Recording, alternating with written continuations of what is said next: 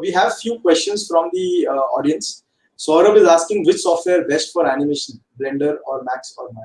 The only software that is best for animation is here. This Yes. is the software that is for animation. How you are going to develop this software and how you're going to develop this tool set, that's going to determine how your animation turns out. Everything apart from that is secondary. It's like, let me give you an example. Somebody comes up to an artist and says, you painted a beautiful picture. What brush do you use? The writer, turns around and says, that's like, you've written a beautiful letter. Which typewriter do you use? It's not the tool that is going to make a difference in terms of your animation, whether Blender, Max or Maya. Please get this thing out of your head. The only tool that is going to really help you is up here. Use this. So we have a next question from Sneha. So please tell me which are the basic things for animation.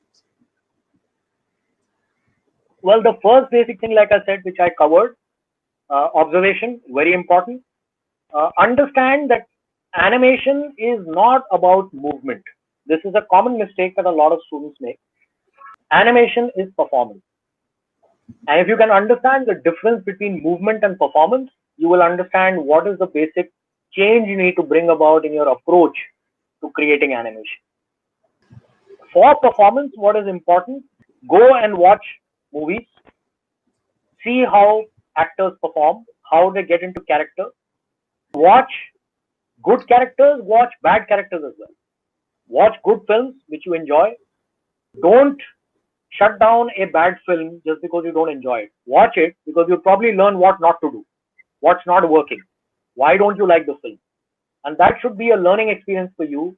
That okay, I didn't like the way the pace of the movie worked. Okay, it was too slow for me. I didn't like the way the camera was set up because it was not, defining the action clearly. I did not like the performances of the actors because they were not convincing. So it means that the actors were not in character. You could see the actor and you could not see the character. You couldn't relate to the character. Basic things in animation are nothing to do with the tools. Again, it's about, are you watching a lot of drama and theater? If not, go and do it. Are you watching musical performances? If not, go and do it. Observe people. देखो लोग कैसे behave करते हैं, कैसे act करते हैं, कैसे perform करते हैं.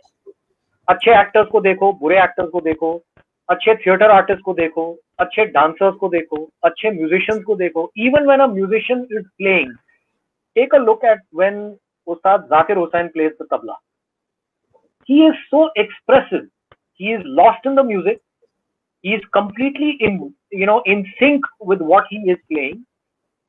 And he's not an individual at that point in time. He's one with his music. And you can see his face changing. You can see expressions coming. You can see his head falling back, coming forward. He's making all these kind of head movements, shoulder movements. This is a performance that he's giving you, and he's so in tune with that performance. अब मैं आपको कहूं कि आप एक character animation बनाइए and you animate a tabla player.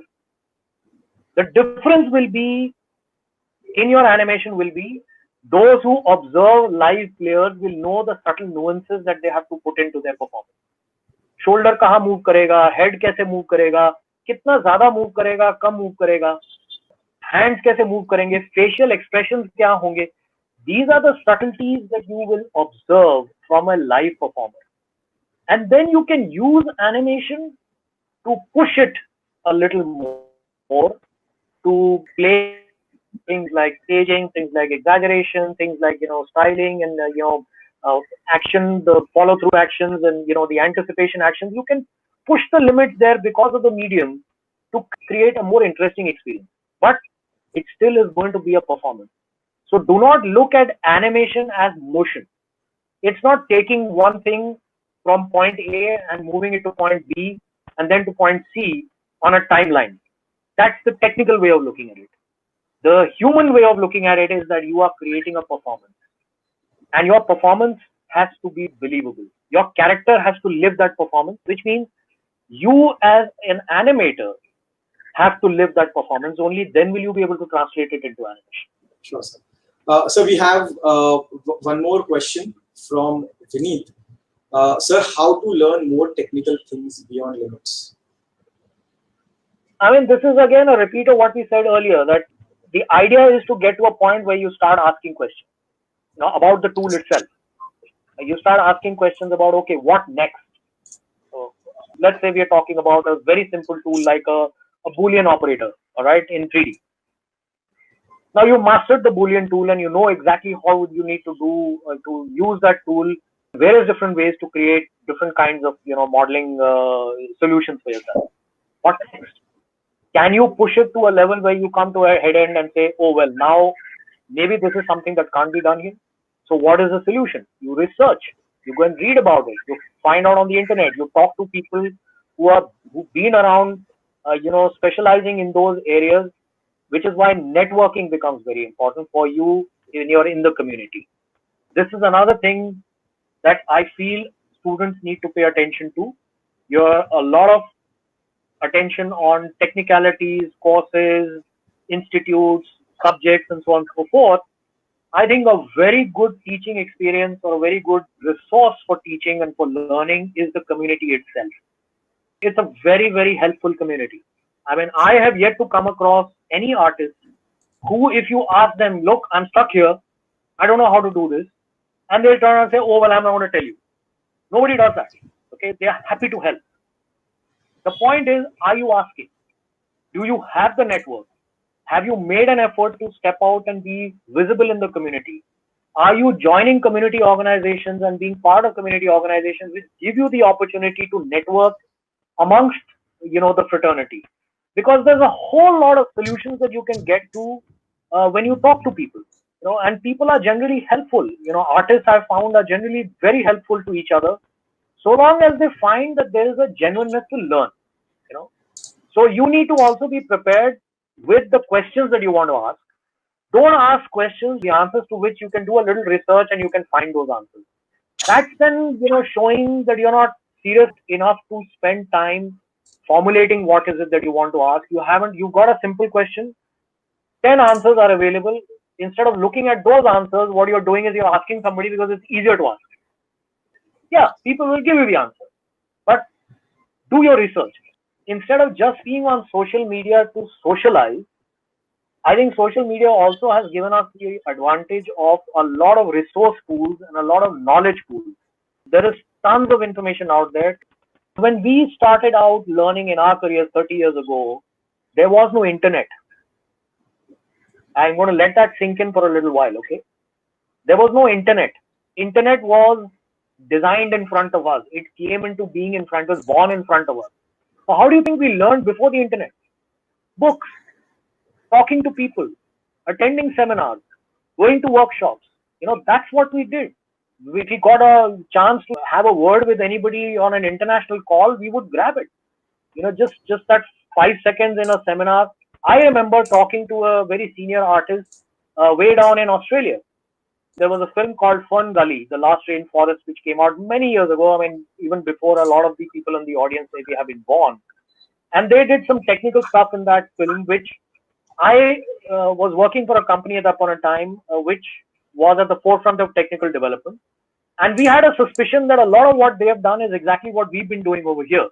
So I was lucky to be sitting in that seminar. There was this opportunity that this artist was on the line from Australia. And I jumped at it. I just went up to the phone, talked to him, asked him that, how exactly are you doing it? Because this is what we are doing here. And he agreed that, yes, this is exactly what we are doing. So unless and until you talk to people who are doing path-breaking stuff, who are doing interesting stuff, you'll be limited by whatever knowledge you're getting in a particular place. And we all know how limiting that can be. See, we have a next question from Pooja. Sir, if we are good at both handwork and digital, then what should we approach at?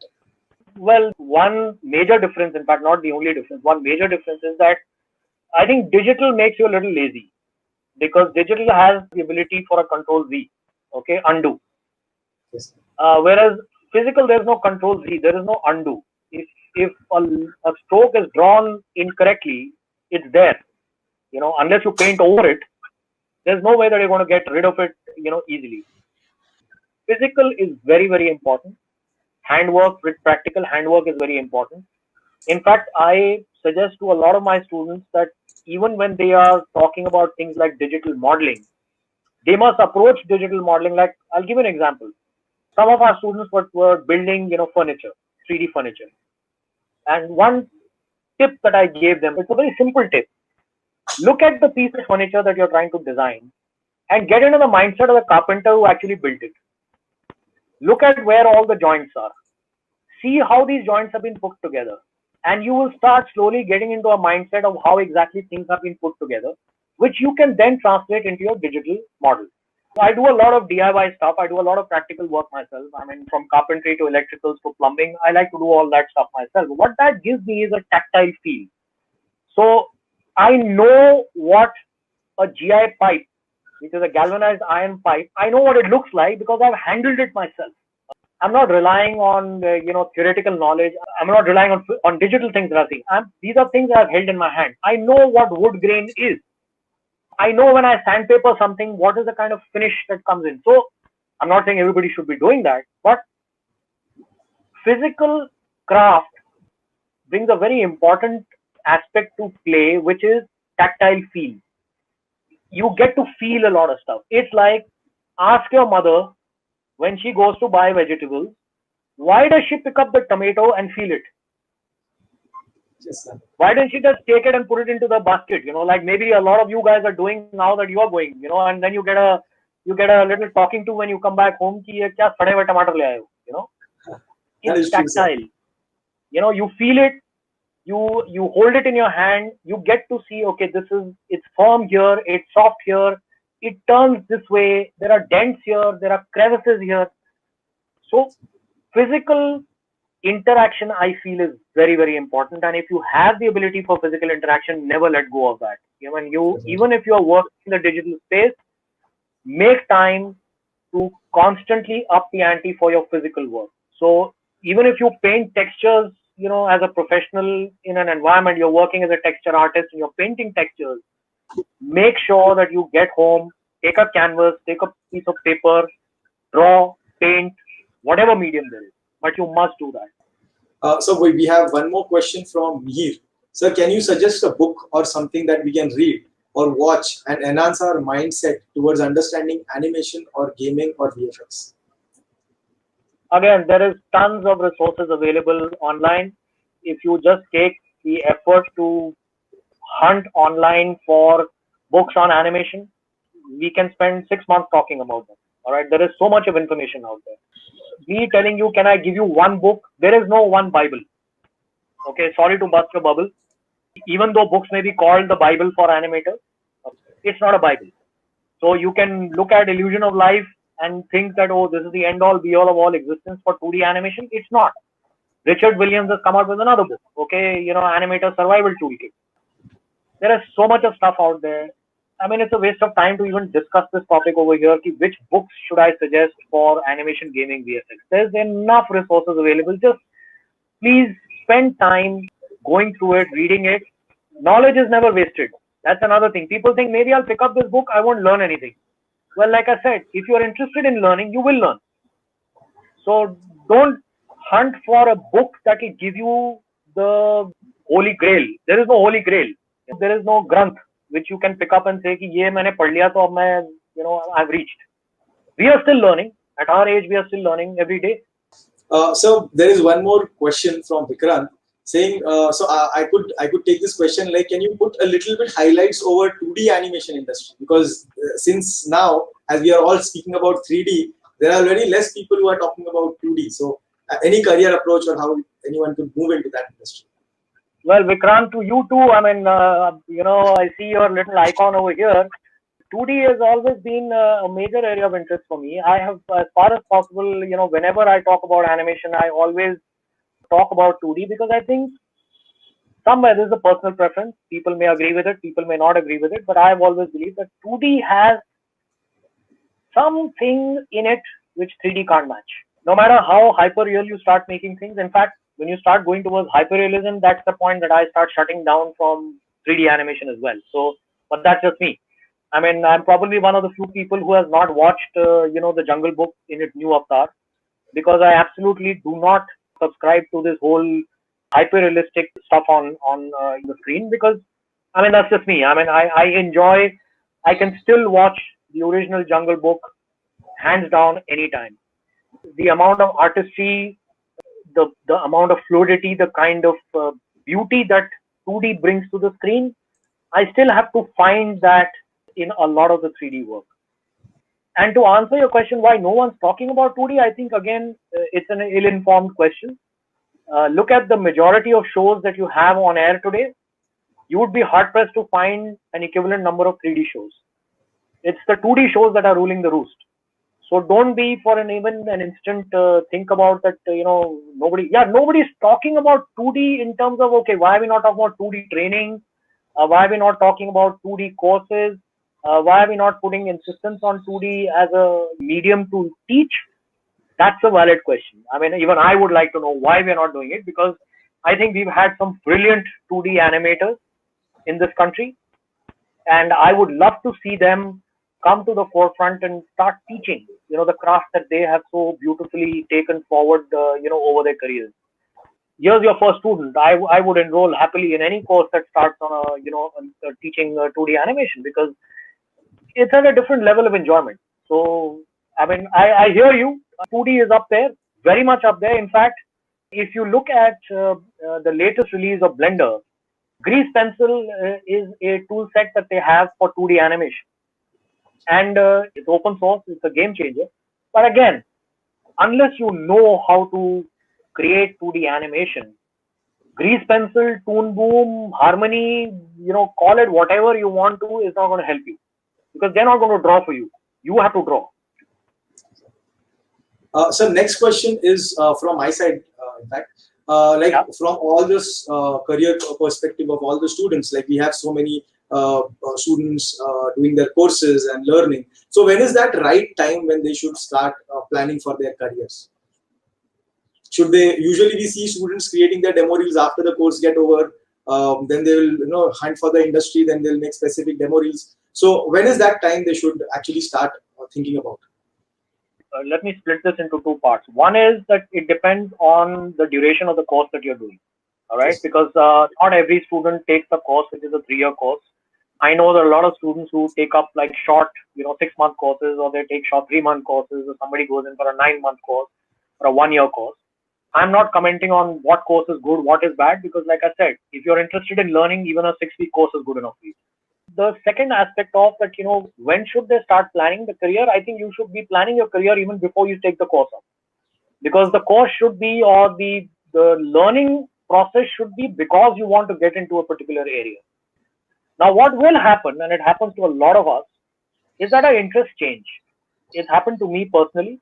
When I started working, my interest was in the area of modeling. So I did, for many years, I used to just model. I would not be interested in anything else. I just wanted to model stuff. And trust me, it was a nightmare, because we didn't have the kind of tools that you guys have today. And we didn't have the hardware also to support those tools. Over a period of time, what started happening is that my interest in modeling started waning away. It started kind of, okay, been doing it for enough number of years. What next? So the next thing that I started looking at was lighting. I said, okay, now I want to understand lighting, and I want to get into lighting in a full-fledged way. So interest change happened. What does that mean? That means that there is no full stop to when you can stop and start on a particular thing. You have to find what interests you. You have to find what excites you. It is something that you must want to get up in the morning every day and do. All right. Don't be alarmed if you lose interest in certain things over a period of time and a new interest develops. It's perfectly natural for that to happen. You just have to persevere. You have to be focused. You have to be clear that this is something that is there for the long haul. This is not a field or a craft that you should be getting in for time pass. So when you talk about career, कब शुरू करना है, career शुरू हो जाना चाहिए before even you think of कि मुझे अब course करना है. That's when your direction has to start. That okay, I want to make a career. Like I personally was very clear that I don't want to get into any of the regular fields. I mean, my background is in commerce, but I was very clear that I don't want to get into that field. I wanted to get into a field which was something different, What it was, again, see, something different. Very scary, because imagine 30 years ago when nobody's even heard about animation and digital animation and classical animation, and the industry is just taking up. At that point in time, I'm standing and saying I want to hedge my bet and I want to make a career in this area, which nobody knows what's going on in, right?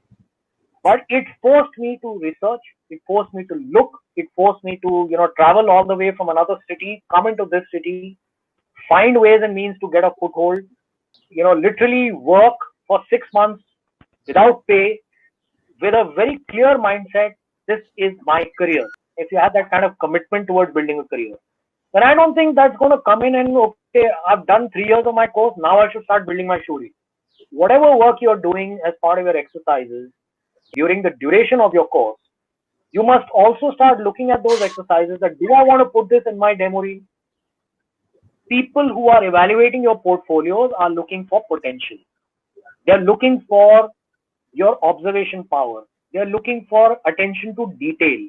They're looking for, have you painstakingly paid attention to and spent time on areas that are fundamental?